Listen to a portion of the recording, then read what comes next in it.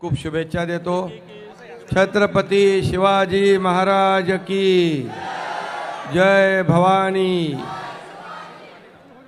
हर हर बोल बजरंग, बोल बजरंग। सगळ्यांना खूप खूप शुभेच्छा।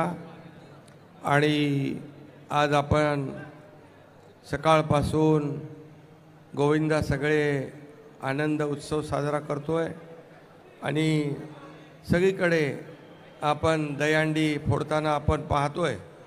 मला पण मगाशी आठवण आली, लहानपणी आम्ही पण असे थर लावून हांड्या फोडायचो। आता तर तुम्ही फोडताय, तुम्हाला शुभेच्छा, खूप खूप शुभेच्छा।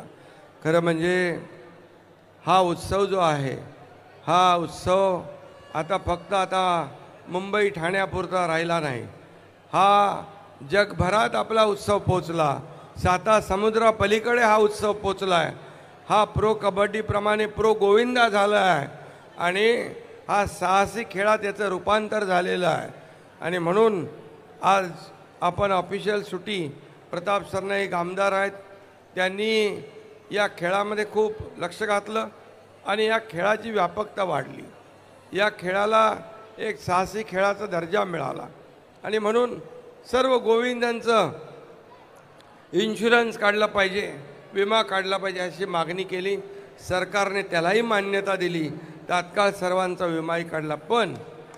पण आपल्याला मी सांगतो की हा उत्सव अतिशय सुरक्षितपणे आपल्याला खेळायचा आहे, कारण आपल्याबरोबर आपल्या सहकार्याची देखील काळजी आपल्याला घ्यायची आहे, कारण आपल्या घरी आपली वाट पाहणारे लोक आहेत।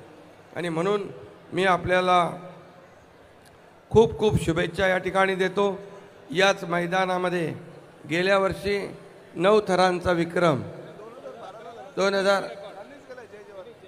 2011ला गिनीज बुक ऑफ वर्ल्डमध्ये वर्ल्ड रेकॉर्ड या जय जवान या मंडळाने केलेला। आणि म्हणून एकापेक्षा एक रेकॉर्ड विक्रम मोडणारी मंडळं आज आपल्याकडे आहेत। खरं म्हणजे हा एका दिवसाचा खेळ नाही आहे, याला वर्षभर मेहनत करावी लागते, कष्ट घ्यावे लागतात, मनाची एकाग्रता ठेवावी लागते आणि हा सांघिक भावनेने हा खेळ खेळावा लागतो। त्यामुळे हा साहसी खेळ आहे।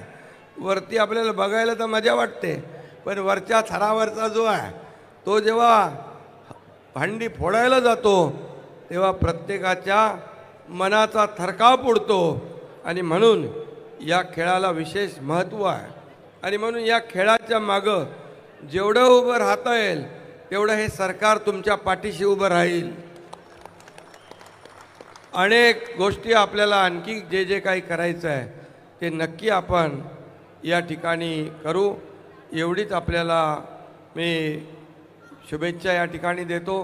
पुन्हा मी संस्कृतीची दहीहंडी, संस्कृती युवा प्रतिष्ठा, आपलं प्रताप सरनाईक, पूर्वेश सरनाईक, वियंग सरनाईक आणि सरनाईक ताई सगळ्यांचं मनापासून अभिनंदन मी करतो आणि सर्व गोविंदांना मनापासून खूप खूप शुभेच्छा देतो। धन्यवाद। जय हिंद, जय महाराष्ट्र।